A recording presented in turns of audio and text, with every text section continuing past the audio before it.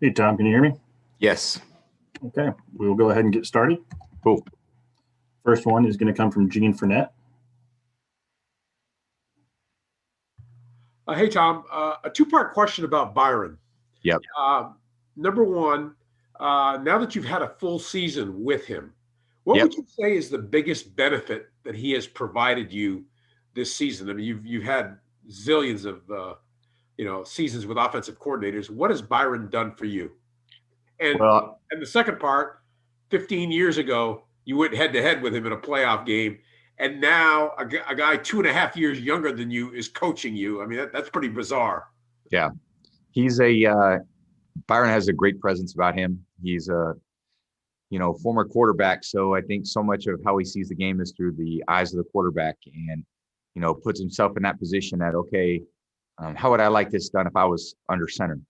And got a great understanding of the game, got a great work ethic, has great command and presence, and he's a great coach. So I love working with him. He's done a great job with our offense, does a great job calling the game, has a really instinctive feel for how, the flow of the game, who needs to get into the game. So it's been a real pleasure working with him. I love our time together. We talk football all day. He's kind of a gym rat like I am too. So we talk about other sports. He loves golf, basketball. So, we're not talking football, we're talking other sports. So it's pretty cool. And then the fact that, we've known each other a long time and always watched him from afar, when he was at Jacksonville, played against them. He went to the Steelers for a little bit and then got into coaching. And he's really done an amazing job in his coaching career. We'll go over to Trent Gamble with the Independent.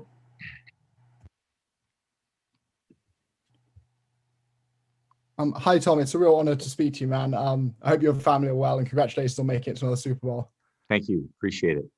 Gronk was asked the other day about this, but could you put into words sort of how it feels knowing that so many New England fans are behind you, despite you guys moving to Tampa? It's been a obviously anytime you change teams, you don't know how it's going to go, but I think there's been incredible support that I've had from all the for the team I used to play for, all the New England fans, and I still obviously have a great affection for New England, and I said the other day my kids were born in Boston, so I mean I have a lot of love for Boston and all of New England and the incredible support over the years. Again, it was an amazing 2 decades of my life, and I'll always have a presence there. I have a lot of friends there. It's just really cool to be able to have that experience in my life, and then again have my football journey take me to somewhere else, and then come down here and play for a different team but still have incredible support. And even all the guys I used to play with in New England, I have a lot of friends. I've heard from so many of my teammates, so many of my old coaches that are wishing me luck. So it's been really cool. All right, we'll go over to Teresa Walker with the Associated Press.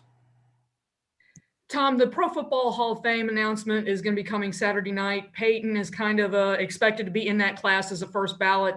How has he helped maybe revolutionize the quarterback position in the NFL?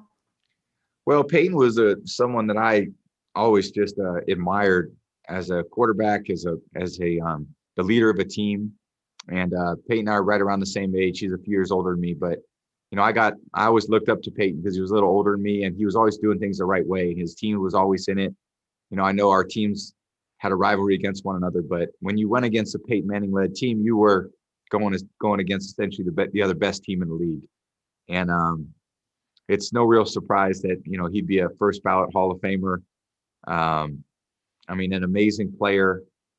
He took so much on. I think like any great quarterback, there's a lot of responsibility that you take on. You want to make sure, everything's a reflection of how you see the game, and you want to make sure everyone's on the same page. And when everyone's seeing it through the same set of eyes, it's a great way to play football. And, working with the coaching staff, because ultimately you're the player on the field, there's no perfect play that can always be called for every, defense, and the quarterback, they have to, the coaches have to trust the quarterback to get it right. And I think a guy like Peyton, the coaches when I think of Coach Moore and Coach Clyde that were here working with Peyton, Coach Dungy, they had so much trust in Peyton to get things right. And he always did. So then he went on to Denver, had a great career there. And, I had a chance to know him for, I don't know, a long time, 20 plus years. And nothing surprises me about him and his accomplishments. He's a tremendous player. We always keep in touch.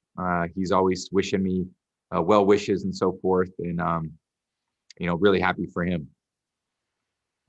We're going to go over to Anthony Curti from ESPN Brazil. Hi, Tom. Congratulations on being your 10th Super Bowl. Just Thank a you. quick question. Most of the people just see the rings and feel can see how mentally strong you have to be so you can achieve the greatest status you have. Is there any turning moment in your career, like when a superhero gets his powers, that you saw something clicking and you thought, no, I'm a different person, perhaps the final drive of Super Bowl 36, I don't know.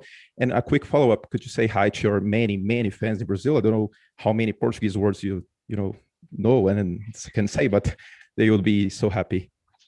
My Portuguese, let me say this. My son, who's 10, his Portuguese is amazing. My 8-year-old daughter is fluent in Portuguese, and unfortunately, their dad is way behind in his understanding of how to speak the language. But I can usually understand a lot of things. My wife will say "Papai no sabe nada," which means Daddy doesn't know anything. I usually get that a lot in the house. So, I know when they're speaking Portuguese, kind of what they're saying, even if they're, taking shots at their dad. So they're very, sometimes when I do use my Portuguese words, my daughter will be like, "Daddy, you spoke Portuguese," which is pretty great. So she's very fluent. And then as far as, I think my, I would say becoming an NFL player and then transitioning to a starter and then someone who was, kind of a QB1, I think that happened over a period of time. And I started in college. I went to a big college. There was a lot of expectation at that big college, and got to the pros and wanted to be a consistent, dependable player. And I think every year just tried to improve my game a little bit, and gonna have to keep improving it. And as long as I'm playing, I want to improve and get better. And I think next year is going to be a lot better than this year. I feel like I'll be in a much better place mentally. I'm going to train a lot better this year. Physically, next year I'll be in a better place. So I know as soon as this game ends, we're on the next season. So, we'll get ready for this season and then start thinking about next year. We're going to go over to Kim Jones from the NFL Network. Hi, Tom. When I think you and Jason Pierre-Paul first became teammates, he told me you said something to him like, "Now you don't have to chase me around anymore." I just wonder, as a human and a football teammate, if you ever look at what he's done, particularly with his compromised right hand, and kind of marvel at what that must have taken for him to do all of that. I've obviously played against JPP quite a bit, and absolutely love getting the chance to know him and be his teammate. He's absolutely everything you look for in a competitor and a teammate. His leadership, not only his play style in the game, but how he practices, his work ethic. He's a relentless guy. He's a relentless competitor, and he's got incredible mental toughness. And he's just, when you look over that defense and you see him out there, everyone loves seeing JPP out there making plays, because when he's making plays, the whole defense is making plays. And Shaq and Dominican's making plays. Vita, then you got Levante, you got Devin making plays, guys in the secondary making plays. So, but JPP's absolutely like a ringleader of that group. He's just, when he's going, everyone's going, and he brings a lot of juice. So we love seeing him out there. I love playing with the guy, and love getting to know him. He's an amazing guy, amazing player. Thank you. We're going to go to Charlie Clifford. Tom, congrats on a great run, man. Thank you. Back on the Peyton thing, if you were asked to give a short story about him, let's say at his induction, what would that be? And also, with the rivalry with Eli, can you differentiate the rivalry with Peyton? Does one rank higher than the other?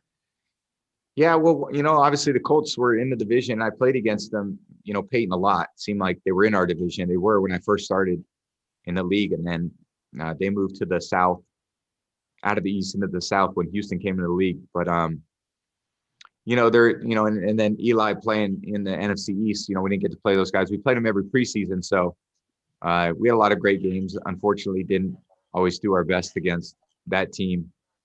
Played always a little bit better against the Colts than the Giants, but both. It's really amazing what Peyton and Eli did in the NFL, and Archie, to have 3 pro quarterbacks who were as tremendous players, leaders, high achievers that they were.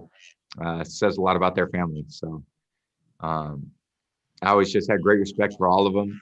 They were great competitors, great leaders, and happy Peyton's got another amazing accomplishment in his career.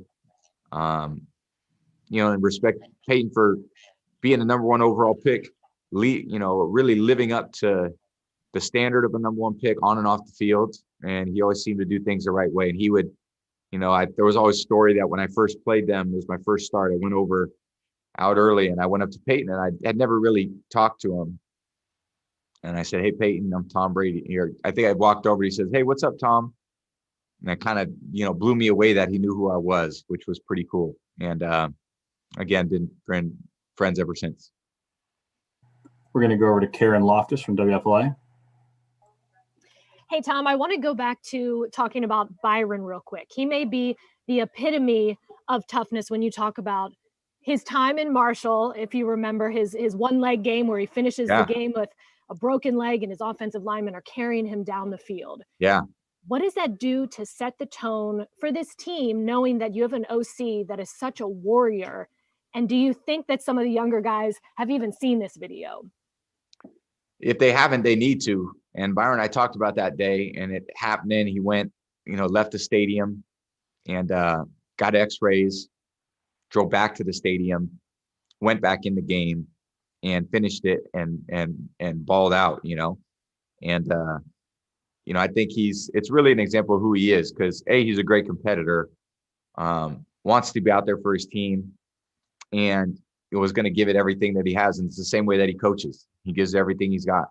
So again, just a great leader. We love playing for him. He's high expectations for us.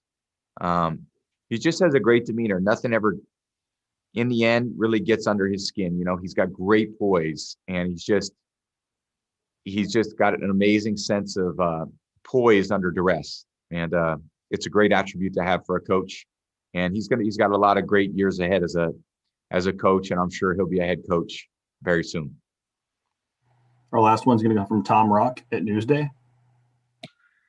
Tom, I was hoping you could talk a little bit about how you were able to forge such a close relationship with AB in such a short amount of time.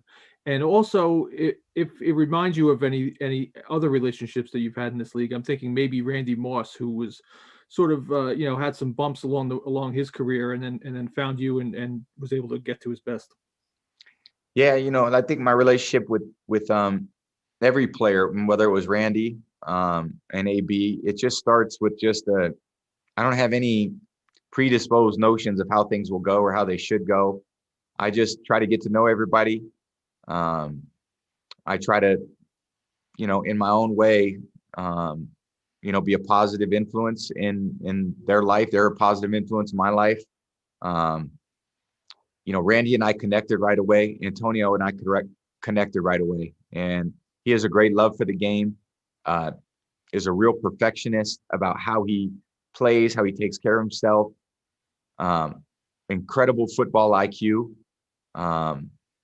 And then again, a great skill set just as a player. And I think made incredible strides over the last 12 months to get from where he was at to where he's at now. And I think that's one of the, again, for me as an older player, I think the impact that I want to have as I continue to move forward is help other people maximize their potential.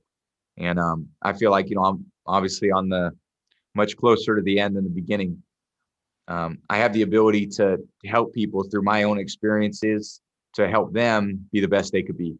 And I think that's the enjoyable part, because it's one thing to go out and throw passes, and that's fun. And I love that. And I love winning and all that. But, we all have lives. We all have, everybody is dealing with life, which, is not always the easiest thing for all of us. So, you just try to provide some words of support or advice or, again, care for people. I think that's a really important thing that we need to do, that all of us need to do. We need to care for people more and allow people to blossom and be the best they could be, because they can trust you and that you believe in them and you want to ultimately see them succeed. And I think that's a great part about sports. It's a great part about life and investing time in people and seeing people grow. I mean, that's one of the great things about being a professional athlete, certainly an older professional athlete that is surrounded by a lot of younger players who I want to see them succeed.